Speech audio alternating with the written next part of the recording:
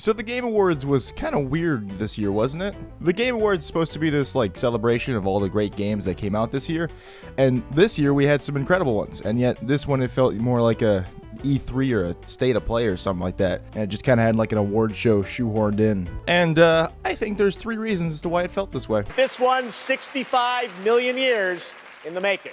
Reason 1, there were a lot of trailers and world premieres. Now, there were trailers at the previous Game Awards, of course, but this year it felt as if the trailers became, like, the main thing that you were there for. As opposed to, like, last year where it was just like, here's a select handful of some pretty solid games that you could look forward to over the next year. But also, this year, we had a lot of trailers that were games coming out in, like, 2025, which at that point, just show me the trailer at the 2024 Game Awards. But we also got a lot of trailers that were just like, here's a new game, it's coming out eventually, and I'm like, I don't care. Give me a release date or don't tell me at all. Because a big pet peeve of mine is games getting announced like years in advance, and I don't care if a new game is coming out 2 years from now. I'm of the opinion if it's not coming out in the next year, don't fucking tell me about it. Now, I understand I'm probably alone in that, and I get the whole, like, hype culture. I just don't like it. I should also mention that I don't think having trailers is a bad thing. I think it's a great idea, actually. You know, you get to celebrate all these great games that came out this year and show off some new ones coming out next year. It's great. And all the trailers that we saw this year did look really interesting, and I'm genuinely excited for some of them. Like, Blade looks great. It's so cool. We got to see a release date for Black Myth Wukong and The Rise of the Ronin. Like, I'm really excited for those games. Which is why I can't really tell if the problem this year was the amount of trailers or just the pacing of it, but either way, it felt kind of bloated. Which brings me to my next point, the celebrity guests. Now look, I'm totally fine with celebrities. I've seen a movie before. But did we need Simu Lee telling us about his broken leg and why he played pickup basketball in Miami? Or Anthony Mackie doing, like, fucking crowd work. Like, he did crowd work at an award show. Which you also couldn't even hear the audience, so he just kind of looked like a schizophrenic patient up there. Don't you yell at me. I love you more. I love Hideo Kojima. Man's a legend. But do we need a 10-minute segment of him talking about a game that we saw very little about? It is really cool that Kojima and Jordan Peele are doing a collab on what looks to be a horror game, but did it need to take up so much space? I think the bigger issue with these celebrities taking up so much time is that it seemed to actively take away from the game developers, you know, the people we're here to see get awarded. After the show, I saw on Twitter, people were saying there was like a big 30-second time prompt in a screen telling people to please wrap it up. Which, I understand you don't want another 8-minute speech, but also, these people work damn hard and might never get another opportunity like this, so it's sad to see that they got rushed out so quickly. Again, that's not to say I dislike seeing celebrities. They're fun, even if it did feel like Anthony Mackie was trying his damnedest to get his Keanu Reeves moment.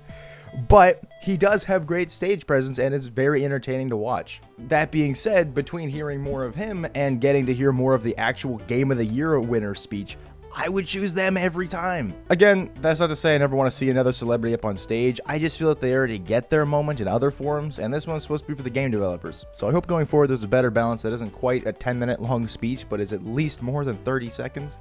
And this last reason may be a little bit more unorthodox, but I think the expectation for this year was just really high. This year was stacked for gaming, so I think people were just really excited to hear about all the games this year. The last time I feel like we had this many like insane contenders for Game of the Year was probably 2018, but even then it was still really just 3 big ones. There was like 8 games that came out this year that could have all easily been Game of the Year, which is crazy. So because of that, I think people were just a little bit more critical this year. I know I was really excited for this year's Game Awards. So between this and that, I just felt like the games that came out this year were a tad overlooked. Now, I should also say, this is all just my opinion. I don't want to take away from what this year's award show was, and that is to say, it was still pretty solid. The music sections were amazing, if a tad short. Baldur's Gate 3 got all the love it deserves, even though Spider-Man 2 got robbed. I'm kidding, kind of. I may end up making a separate video on this, but I feel like Spider-Man 2 was just a little rushed and just simply did not have as big of an impact as the first one. And like I said, Spider-Man 2 had some serious competition this year, and because of how safe of a sequel it was, I think it's kind of understandable that it didn't win anything. It still sucks because the game was like really, really great. It just could have been spectacular had it been given more time. Hell, as of writing this, the game doesn't even have New Game Plus yet. But no, sure, give Cyberpunk best ongoing game. Overall, I don't feel like this year's Game Awards was bad, just kind of weird. I hope they take all the fans' feedback into consideration. Jeff Keighley, I think that's how you pronounce it. He seems to be like really passionate about this whole thing, so I don't think this is just simply a case of like, corporate greed.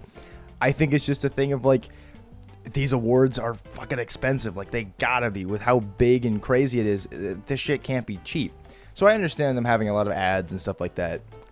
I just hope that they can find a little bit of a better balance. So quick summary of some stuff I'd like to see next year. Shorter celebrity segments, let the game's music play for just a little bit longer, and allow the game developers to talk for longer. And that's all I got. So thanks for watching, and I'll smell you later.